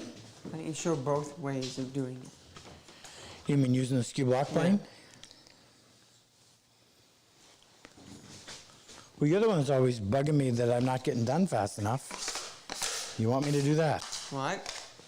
I'd All prefer you right, didn't we'll give use you the a table power saw at all. tool. We'll give you a power tool option, but then if I do.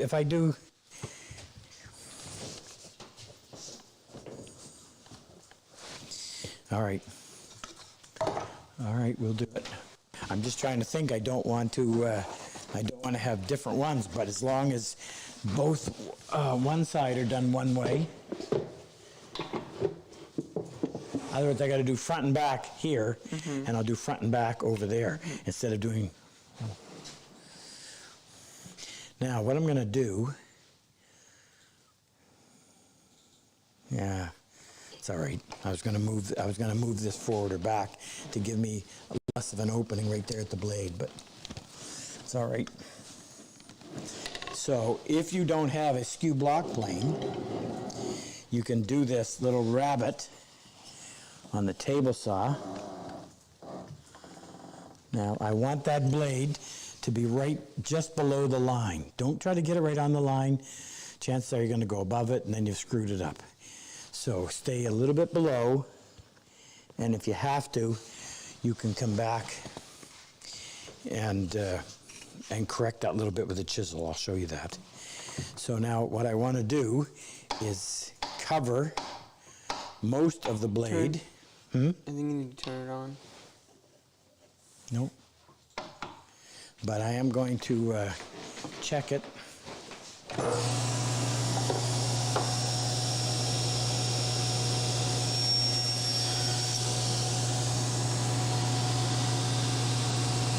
So I want a little ledge, a little bit more than that. So by moving the fence over, I'm going to expose a little more blade, and that'll give me a little more of a ledge. Now, if I hold that, it's cutting just below my line. This happens on the inside. This is the outside, top left. This is going on the inside.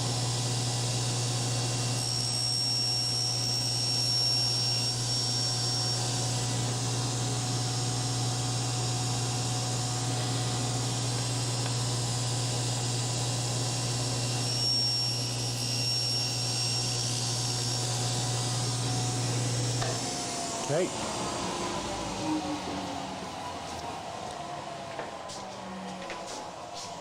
Now, as I mentioned, because I didn't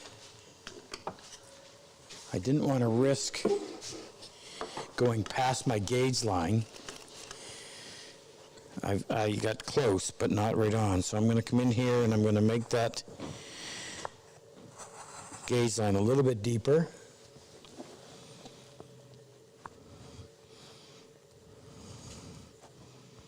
Then keeping the chisel flat, I'll just go in there and finish that off. Can they hear me all right with my raspy voice? Is it going? Yeah, it doesn't sound the greatest, but they can hear and they can make it out. Yeah. Because I know Jake had it turned up.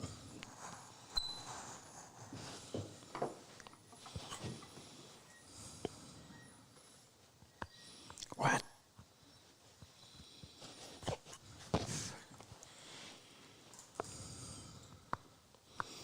Got to make sure that if you do it like this, that you're clean right to that line.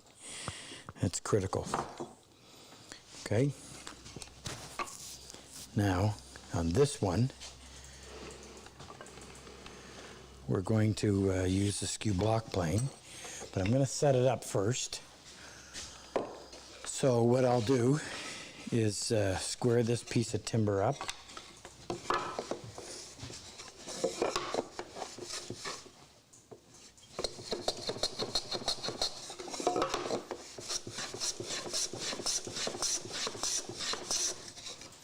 Don't always do this, but don't want to risk screwing something up. So on a scrap,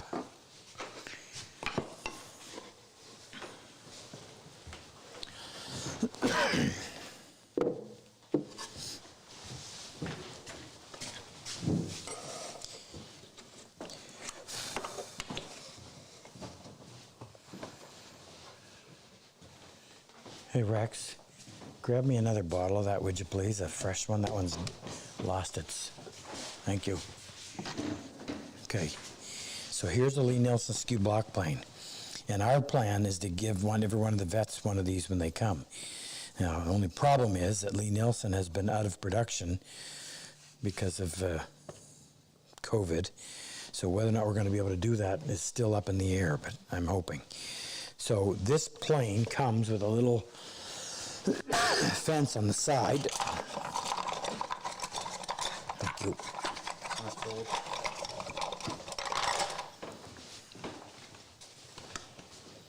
Okay, and you loosen the two screws and you remove that fence. Now it exposes the blade.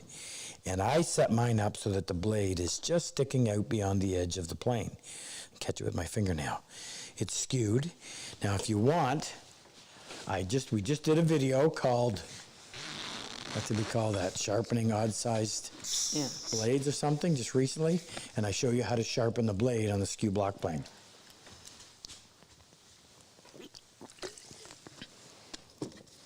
So if you need to, check that. I'm sure Luther or somebody will put a link in there. It'll take you right to it.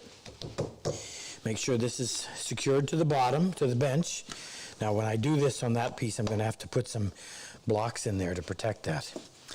This has a fence added. Now, when you buy it from Lee Nelson, you only get the metal parts. The fence is added. We actually now supply them. Several people have asked. And the reason for the fence is because you want to have some engagement before the blade meets the wood, enough to prevent this, and you want engagement after the blade leaves the wood to prevent this. So we extend it.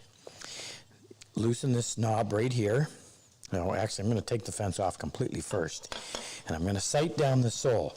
Now, you have to learn to do this. You have to learn to be able to look and to tell by looking whether or not the blade is parallel to the sole. Until you can do that, you're going to have a tough time setting up your blades. And it amazes me. We teach the class, and I'm looking, and they've got a blade sticking a 1/16 of an inch up on the right and none on the left, and they're wondering why their plane doesn't work. And I look down the sole, and I say, do you see that? See what? They have no idea. But if you know what you're looking at, it's really easy to see. So you have to get accustomed to sighting down there and seeing the blade. Now, as I'm looking, I'm seeing a little We less. also just did a video on that. Who did? We did. We did? Yeah. You sure? What was it called? Sighting down the blade? No, it was setting up the blade. Oh, was it? Did we release that already? I'm not in that department. No, that would be Luther's. We just filmed it. I see more blade on the left than I do on the right, so what I'm going to do is I'm just going to tap that, tapping the edge of the blade with a little brass hammer. Now, why a brass hammer? Well, if you're constantly hitting a metal blade with a steel hammer, you're going to mushroom and dent it up. Excuse me, but the brass being softer, the brass is going to take the abuse. So we actually have those now on our site. Two sizes. What's that one? 4 hours. 4 ounce and an 8 ounce.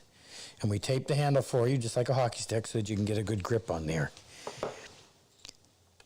Now, the reason I do that is because it allows you that just ever so slight adjustment.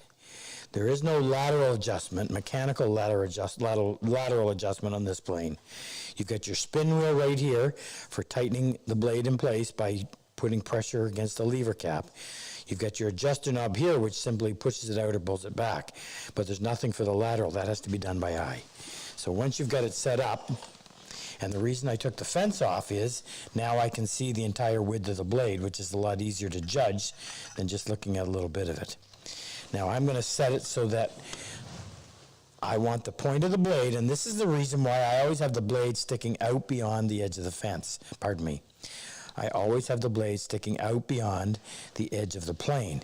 Rather than try to line that up, I can focus right here on that little point, the point of that blade, and when I get it right on, I tighten this up. If you go over, if you accidentally let that go over, it'll tear that line all up and you got a mess.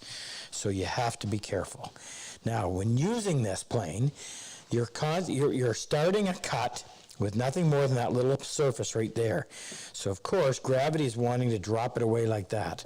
So my thumb applies pressure on that front knob, and it's doing this, torquing this way to counteract gravity.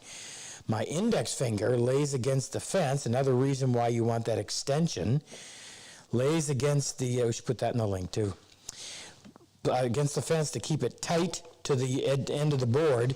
The cutting action of a skewed blade will naturally keep the plane being pulled this way, which makes it very easy. You want to start with the plane parallel to the surface of the board. Don't tip. You want to stay parallel, and that's difficult when you consider how little surface you have. So you really have to learn to feel what's going on. And when I wiggle it like that, I can kind of feel the sweet spot where I'm making good contact on that little pad. My opposite hand, all it's going to do is just push forward. No downward, no side, no nothing. Just slight pushing forward. This is another word chance where you get to read the tea leaves. I should see a shaving engage, start, as soon as the blade engages the wood, and it should be full length, full width, full length, uniform thickness. So you see it starting to pick up? Now, that's just a little bit light. And I say that only because it's barely engaging. If it's too heavy, I risk tearing the wood. Too light, it's very difficult to keep it engaged in the wood. So I'm going to bring that out just a little bit. Now, the problem with doing that is it most likely will end up skewing your blade. And that one it didn't. Let's try it again. That's better. You're always better to have multiple light passes, maybe 3, than to try to do it in one. You try to do it in one, even with a sharp blade, there's a good chance you're going to tear the fiber, and then you're in trouble. Now, that needs much more surface area in order to prevent that from leaving a big mark on there. So I've got to find some scraps. And I might also add, you need, when you're doing this, make sure that the scraps you're using are nice and clean. Here's what I mean. That came off the bandsaw. It's got a rough surface. If I end up putting that in there, that's going to leave marks on the board as a result of that. This side's nice and smooth.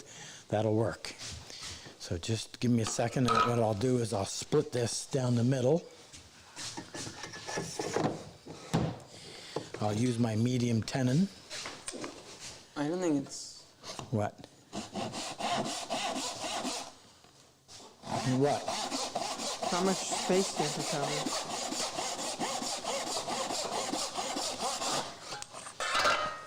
I don't think it's gonna be enough. You're right. But But you could use I can this. put another piece in there. Use your square. But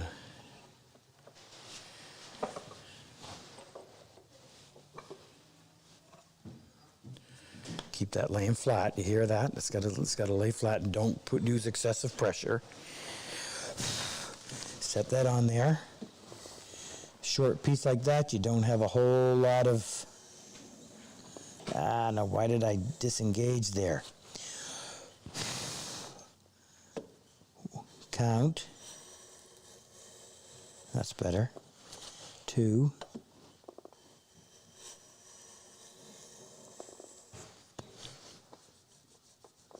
Let me feel that other one.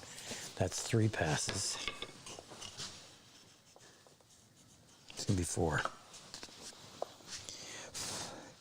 You really have to learn to feel what your plane is doing when you're doing something like this. And by the way, I have the board just barely sticking out over so that I can clear everything down here. If you head it way out here, it's going to flex on you, so beware of that. That's a very clean shaving. It is. And let's look at how nice it left that surface. Which, by the way, when you're planing across the grain, a skew angle, people often ask, well, Rob, can I not do that with a shoulder plane? Possibly. Shoulder plane gives you access right to the edge. The problem is with a shoulder plane, you're going to have some kind of a fence on there, but you're cutting perpendicular to the grain. And there's a good chance the fibers are going to roll on you. The skew block plane, cutting on an angle like it does, has more of a shearing cut. And it's not a guarantee, but it's going to be your best bet. 4, right? Mm-hmm. You want to stay engaged the whole time.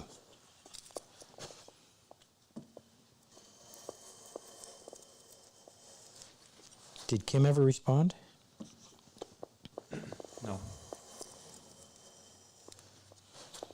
Well, what does that mean?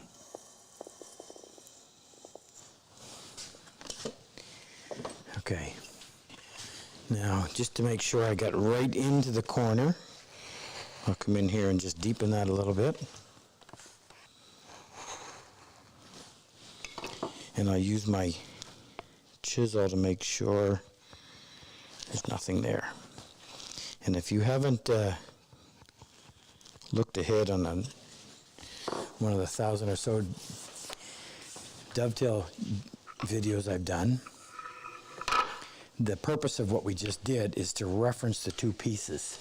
I'm looking at the clock. We can get started on this. So Jake mentioned using a different saw. So I have a new saw in the works for dealing Top with... center. Oh, yeah. For dealing with small dovetails, tiny ones. And this is sort of kind of what it's going to look like. I'm doing a little more work with the handle, and the blade is going to be thinner. This is 20 thou. We're going to go down to 15. Which And smaller teeth. will mean Which will you need a mean... different Curvex 10 and a different Yeah, well, sawtooth blade. hey, we're all about making tools. Okay, so let's gang saw these. Put the two of them together. Now, just a second. What? You're cutting the front dovetails, right? Mm-hmm. That will be paired to a half-blind pin. Yeah. You should be exposing the inside and keeping the outside sandwiched together, Why? so that you can saw down to the line and then go past it on both sides, both insides. What do you think? It's on up and then down like Yeah. that? That's risky. Why? It's just risky because I don't want to do that for the first time on camera. I'll do it this way, take it out, and put my saw back in. I know it takes a little extra time, but there's a lot to explain here. And we're not going to get too far. In fact, we're probably only going to get to the layout, but we have to make it a little farther than that. So I'm going to use a 1:6 ratio. That simply means that if you were doing a rise over run, it would be the angle over here, Jake, over 1 inch, down 6. The angle that makes, that is the slope of the dovetail. What are you suggesting using this? It's not fine. I'm going to use, I don't know why, but I'm liking a pencil on this stuff.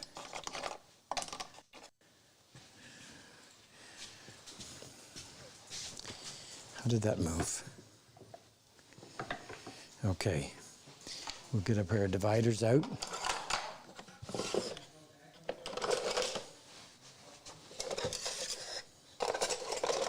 Do you know where my dividers went, Jake?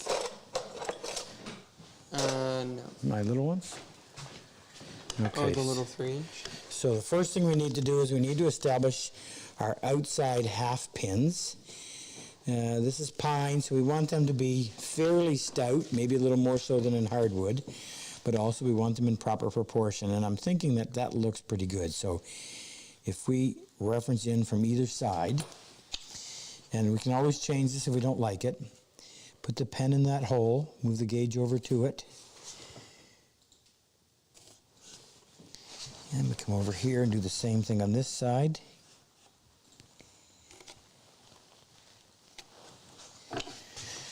Now that's a little heavy. I'm almost thinking, it might have been too heavy, but maybe not. It is pine. Now, I don't know whether 2 tails here are going to work or 3.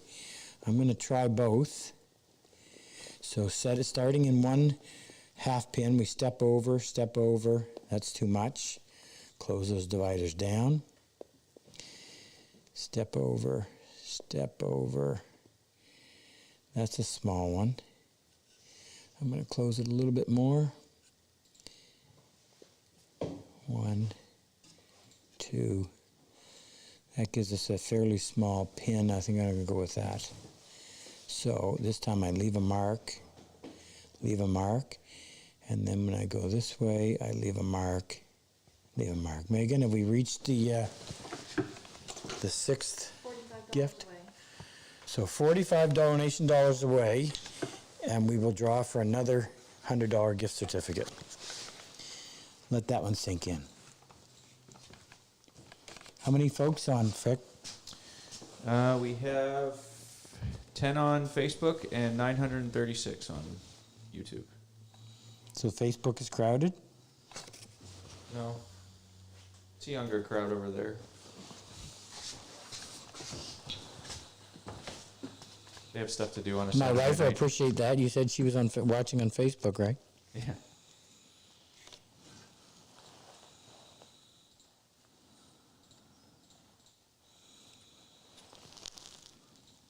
I think it's this mic that makes me sound like I'm wheezing.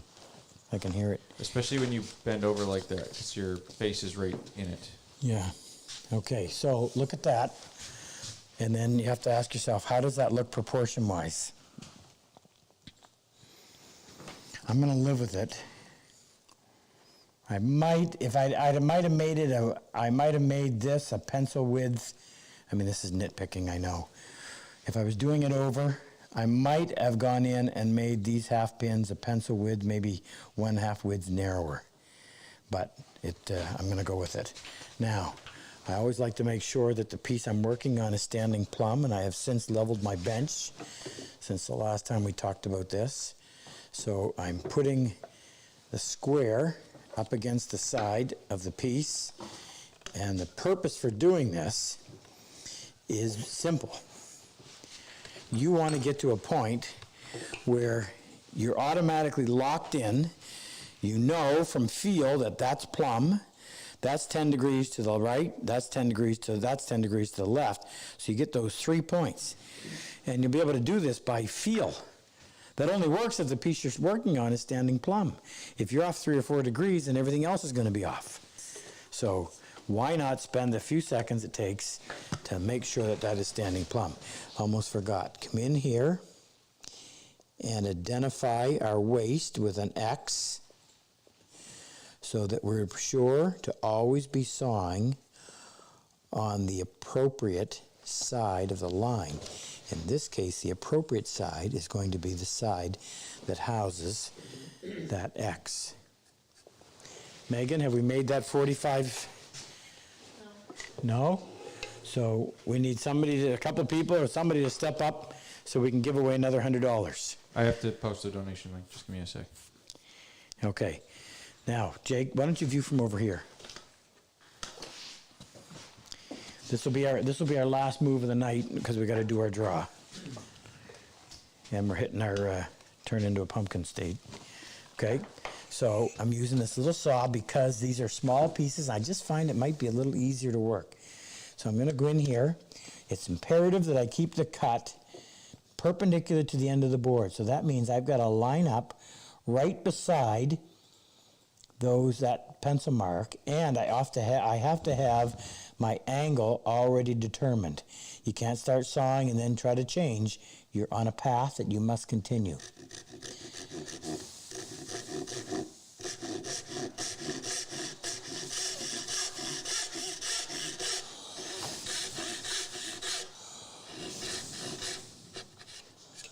Gotta stop at the line, wipe the sawdust clear.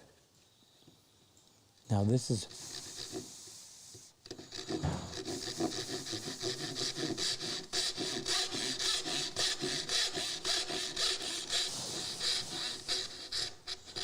these teeth are a bit big because I'm using a dovetail saw blade that I cut down.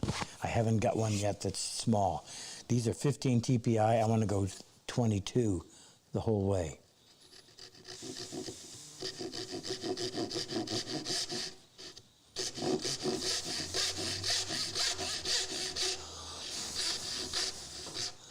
Garlic We just tonight, hit Jake? 6. What?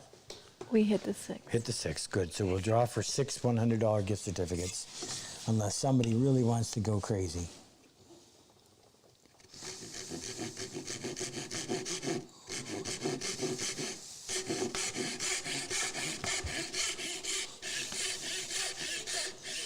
Now, I just decided to pinch these two pieces together to help support it a little bit better. You could hear it flopping around.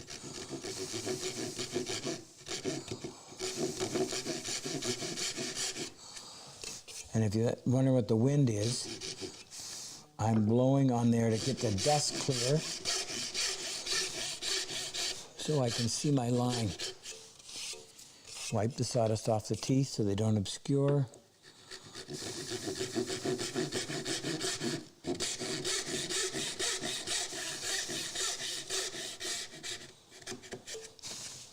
Okay. Now I'll do one of these. We'll come back and finish the other one. So now what I'm going to do before I do this, I just want to show you this. I'm going to take this away. Because of the way we do these half blinds, I need to come in here very carefully. This is where people get into trouble. Don't force that. You got to let that find its way. And then I'm going to come in here and I'm going to just cut a little bit lower on the inside, not on the outside, on the inside. And you'll see how that will serve us when we start the process of marking the pins. Makes it a whole lot easier and a lot more accurate. Okay, so in 2 weeks when we come back to this, I gotta do the other one and then do the back, lay out and do the back. And we'll get at it. Any questions? Questions? Our saw's all sold. We'll see if we can't screw up some more. We ready? Yeah, I'm just checking quickly, removing the duplicates. People trying to Trying to what? put their name in the donation twice. Nobody would do that. It's an accident. Next Saturday night is a question and answer. So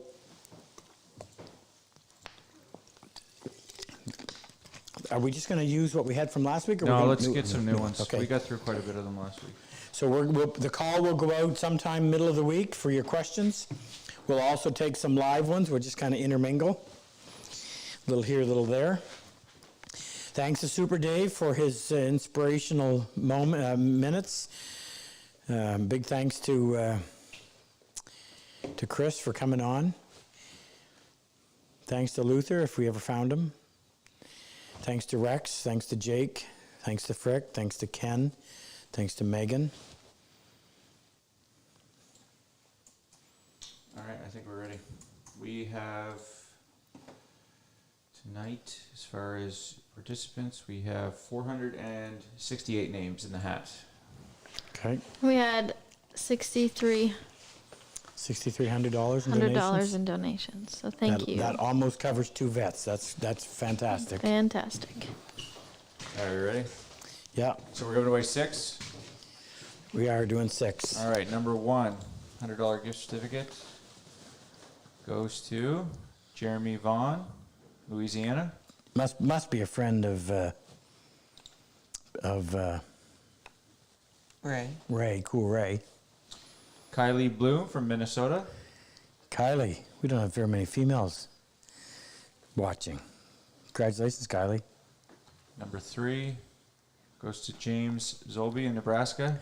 Hey, James. Lucky devil. Number 4, Edward Wilson, Arizona. Ed. Lucky devil, too. Number 5, David Pisarski, California. David, congratulations. And last but not least, I knew you were going to say that. I say it every week, Ken Shaw in Ken Brantford, Shaw. Ontario. I think I just talked with Ken. Congratulations, Ken. Oh, Canada. God save the Queen. Okay, any final comments? Anything anybody need to add? Did we forget? Angie says thank you for everything. Angie, absolutely. We appreciate what you do for us. Don't forget to get yourself a t-shirt. Keep Angie in work. 3 different ones to choose from. We have small, medium, large, extra large, 2X large, and 3X large. Don't forget, And they run small. and they run a little small. They're cotton. They're a really nice t-shirt, by the way. Someone asked earlier if they shrink at all in the wash. Yes, Very yes. much so. They do? I wouldn't say a ton. Don't say very much. Like, well, order a size up. That's what I would say. Well, what do you say, Ken? It's a tight fit. It's a tight fit. You think a size up? Yep. 2-to-1. Size up. Anything else? Anything we got? So we're doing. Oh, here's what I want you to do. So the Colonel has been going to work on our YouTube channel and doing all this work, new thumbnails. He and Frick, new thumbnails, descriptions, the whole bit. Love to hear your thoughts on how it's turned out. If you like it, also like your suggestions. If you don't like it, so put them in the comments section. Be great to hear it. Danny's asking if there's any civilian slots open, and there is. There's one in August. Isn't that for Mark? We don't know. Sort of, kind of. Mark, gotta let us know.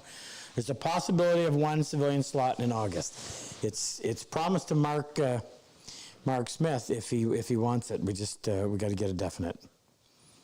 And the only reason they opened up is because when we had to change the classes, not everybody could make the change. We won't post 2021 until we just find out what's going to happen with 2020.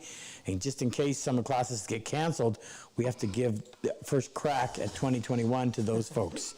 So that's why it hasn't posted yet. We will. Bionic Rooster wants to know if you're ever going to BC. We work here till 2 o'clock in the morning, 6 nights a week, trying to stay ahead of orders, which we're not. BC to teach? I don't think so.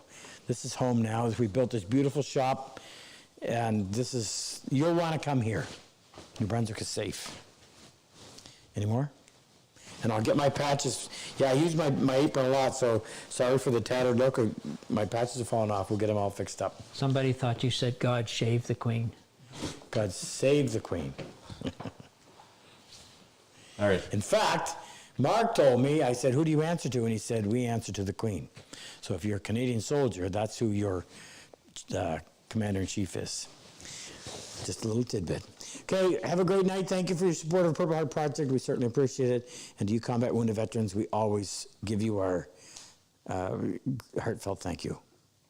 Have a good week, you folks. We'll see you next Saturday night.